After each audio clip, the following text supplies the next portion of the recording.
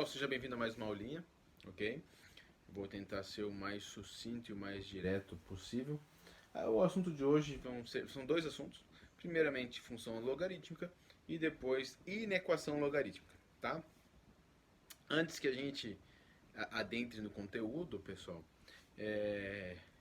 eu adianto para vocês de que o, o, a estrutura que a gente pensa em função logarítmica e logo depois em inequação logarítmica é uma estrutura parecida com a da função exponencial e inequação exponencial. O que eu quero dizer com isso? Que aquele estudo que a gente fazia de, vamos analisar a base, vamos verificar o que acontece, troca o sinal, não troca o sinal da inequação, ela vai funcionar exatamente igual à função exponencial e inequação exponencial. Isso quer dizer o seguinte: professor, é que aquelas aulas eu não assisti, eu comecei a acompanhar depois. Eu peço que você volte algumas aulas, vai lá dentro de função exponencial, vai lá dentro de equação exponencial e inequação exponencial. Por quê? Porque a estrutura vai ser extremamente parecida. Porque a função logarítmica e a função exponencial, elas têm essa ideia de uma ser a função inversa da outra, tá? O que a exponencial faz, a logaritma desfaz. Ou o que a função logarítmica faz, a função exponencial desfaz, tá? Função inversa. É importante a gente ter esse conceito aí antes de a gente começar, tá bom? Eu vou escrever algumas coisinhas aqui pra gente poder discutir e a gente já volta. Galera, então a estrutura da função logarítmica, ela vai ter esse formato.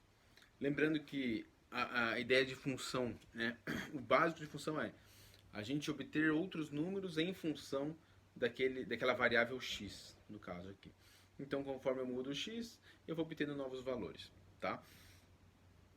A função logarítmica, o meu x ou a minha variável está no logaritmando, que é o que a gente tem exatamente nesse ponto aqui, tá? Só ver que deu algum erro aqui, espera só um segundo. Um probleminha no computador ali, acho que já está sendo resolvido. Então, a estrutura que a gente tem aqui é essa aqui. Galera, quando a gente fala em função, existem algumas características que a gente tem que lembrar, ok? Por exemplo, questão de domínio e questão de imagem. Quando eu pergunto o que é domínio de uma função, o domínio de uma função nada mais é do que os valores que eu posso usar, né, para o valor de x. E aonde que entra isso dentro de função logarítmica? Olha o meu x aonde ele está. O meu x ele está no logaritmando. Se o meu x está no logaritmando, eu não posso colocar qualquer valor para x. Porque existe uma estrutura de logaritmo que a gente já aprendeu que, eu tenho ou existe condições de existência para um logaritmo. Eu não posso simplesmente colocar qualquer número aqui. E aí eu pergunto para você, qual era a condição de existência para o logaritmando? A condição de existência do logaritmando era que ele fosse sempre positivo. Então peraí. Por que valores que eu posso substituir x? Por quais valores? E quando eu pergunto para você quais são os valores que eu posso substituir x, eu estou determinando o domínio da minha função, né? Eu estou querendo que você me diga qual é o domínio da função. Quais os valores que a gente pode substituir? E aí você fala assim, professor, qualquer x maior do que zero. Perfeito, qualquer número de x maior do que zero. Mas como é que eu escrevo isso dentro da matemática? Uma das ideias que vocês já tiveram esse ano é eu escrever assim, um R dos reais, conjunto dos reais, o maisinho embaixo porque eu excluo os negativos e o asterisco aqui em cima por quê? Porque eu excluo o zero. Então, o domínio da minha função logarítmica, ela é baseada em valores de x positivos, diferentes de zero, né? Estritamente positivos. Não pode ser nem um nulo e nem nenhum negativo. Isso é questão do domínio. Uma característica que a gente tem dentro da função logarítmica é a nossa base. A base é um azinho. Eu já vou dizer para você que a base ela não é variável, ok? Vai ser um valor. O que a gente sabe a respeito dessa base? Basicamente a gente sabe que ela tem que ser positiva e ela tem que ser diferente de 1. Isso aqui, teoricamente, você não precisa se preocupar. A não ser que tenha alguma questão de pegadinha, onde ele coloque algo assim, para você perceber que, opa, isso não é uma função logarítmica. Se eu tiver algo negativo ou 1, esquece, função logarítmica não é o caso aqui, tá bom? Não tenho por que ficar perdendo tempo se eu tiver a minha base negativa ou a minha base igual a 1. Por quê? Porque isso é uma condição de existência que a gente traz lá do logaritmo, tá? Uma outra característica que a gente tem é a questão da imagem. Imagem da função. O que é a imagem da função? Imagem da função são os valores que você vai obter nessa função aqui. É como se a gente falasse assim, são os valores que a gente vai obter para y, tá?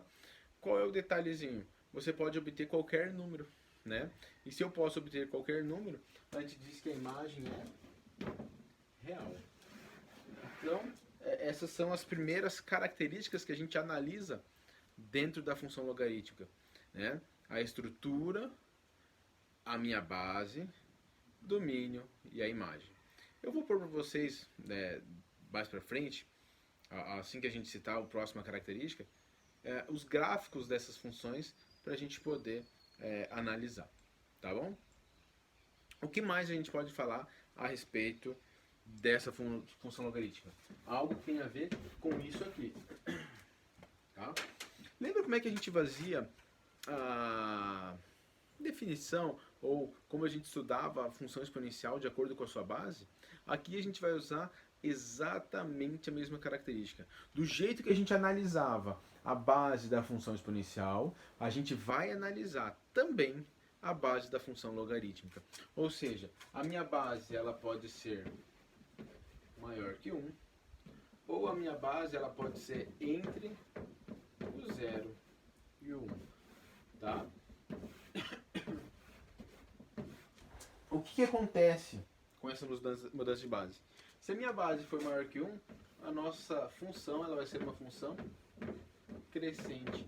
O que significa ela ser função crescente? Que quanto maior o valor de x, maior o valor de y. Se a gente for analisar o gráfico, né? E aí agora eu vou pôr o gráfico aqui do ladinho aqui. A gente consegue perceber que da esquerda para a direita, você vê que ela vem bem próxima do eixo y e vem crescendo, crescendo, vai subindo. Ah, professor, mas ó, parece que ela para de crescer, mas ela não para, tá, gente? Essa função é sempre crescente. Quanto maior o x, sempre maior o y. O detalhezinho aqui é que vai chegar um momento do meu gráfico, e por isso que está aqui do lado, que está parecendo que ela vai estabilizar. Mas é que para eu continuar crescendo eu precisaria de um espaço maior do x. Somente isso, tá? Ele começa a diminuir a inclinação, mas ele não chega, ele não vai ter não tem como ficar paralela ao eixo x, tá? Sempre vai ter uma inclinação mínima, mas vai ter. Vai continuar sempre crescente, tá? Isso quando a minha base for maior do que 1. E quando a minha base for entre 0 e 1? Quando ela for 0 e 1, a gente tem uma função decrescente. O que significa uma função decrescente? Uma função decrescente, pessoal, é aquela que decresce, é aquela que diminui. Quanto maior o meu x, menor o valor do y, né? Então, vou pôr o gráfico aqui também. Repare que o que está acontecendo, né? Se eu analiso da esquerda para a direita, da mesma forma como eu falei para vocês anteriormente, vem numa linha muito próximo ao eixo y. Por que não chega a tocar no eixo y? Porque eu não tenho como usar o x igual a 0, né? Olha lá o meu domínio. O meu domínio é real, positivo, não nulo. Estritamente positivo. Então eu não posso usar x igual a 0, então ele não toca no eixo y. Mas ele vem muito próximo do eixo y, e conforme você vai olhando para a sua direita, você vê que a linha, né, o gráfico vai descendo, vai estando cada vez mais para baixo. Ah, professor, olha só, esse aqui também parece que ele vai querendo ficar paralelo ao eixo x, mas não vai. Ele vai diminuindo a inclinação, né? Ele vai ficando quase na horizontal, mas ele não chega a ficar na horizontal. Sempre haverá um decrescimento. O único detalhe é que o espaçamento vai aumentando para você ter esse decrescimento. Você vai tendo que pegar valores maiores de x, a distância maior de x, para você perceber esse decrescimento melhor, tá bom? Porém, eu afirmo para vocês que se a minha base está entre 0 e 1, a minha função será sempre decrescente. Se a minha base é maior do que 1, a minha função será sempre crescente. Tá bom, gente? Com essa ideia, a gente vai seguir o conteúdo agora para inequação logarítmica, usando a mesma ideia que a gente teve em inequação exponencial. Tá bom? Vou apagar aqui para a gente poder discutir um pouquinho. Galera, para a gente trabalhar com inequação logarítmica, primeiro a ideia de inequação. O que é uma inequação? É aquela estrutura matemática onde a gente tem uma desigualdade, ou seja, a gente tem algo escrito lá, isso aqui é maior que aquilo, ou isso é menor que aquilo ali, ou isso é maior ou igual àquilo ali, ou menor ou igual. Lembrando que a gente tem aqueles 4 símbolos, né? Maior que, menor que, maior igual, menor igual. Como eu já tenho falado para vocês, o estudo de inequação logarítmica ela é muito parecida com a ideia de inequação exponencial. Qual era a ideia de inequação exponencial? Vamos tentar relembrar um pouquinho. Eu tenho a estrutura da inequação. Se está no expoente o meu x, eu simplesmente tento deixar potências de mesma base dos dois lados. E aí eu analiso da seguinte forma. Opa, a minha base ela é maior do que 1. Né? E aí isso a gente usava por causa da função exponencial. A minha base é maior do que 1. Então, simplesmente corta as bases, repete o sinal... Desculpe. Corta as bases, repete o sinal da desigualdade e faz essa desigualdade somente com os expoentes. Ponto. Opa, a minha base estava entre 0 e 1. O que a gente fazia? Né? Corta as bases, inverte o sinal da desigualdade. Se a minha desigualdade era maior que, agora vai virar menor que. Se era menor ou igual a que, agora vai ser maior ou igual a que. Então inverte o lado. E aí você faz a desigualdade somente com os expoentes. Essa era a ideia da inequação exponencial. Ponto. Acabou. Agora, quando você vem para a estrutura de inequação logarítmica, eu trago exatamente a mesma ideia. Por quê? Porque quando a gente estudou função exponencial e agora a gente estudou função logarítmica, a gente percebe que existe uma semelhança dentro do estudo dela, quando elas são crescentes e quando elas são decrescentes, né? Então, dando continuidade a isso, a inequação é bem parecida. Então, olha só o que a gente tem aqui. Se eu tenho log de x na base A maior que log de y na base A, entenda que aqui eu tenho uma inequação bem aleatória, eu tenho duas possibilidades, né? Eu preciso fazer análise da minha base. Uma coisa acontece se a minha base for maior do que 1, e uma outra coisa acontece se a minha base for entre 0 e 1. Tá? Então a gente vai analisar essas duas coisas de formas isoladas. Se a minha base for maior do que 1, o que acontece? Corta as bases, x maior do que y.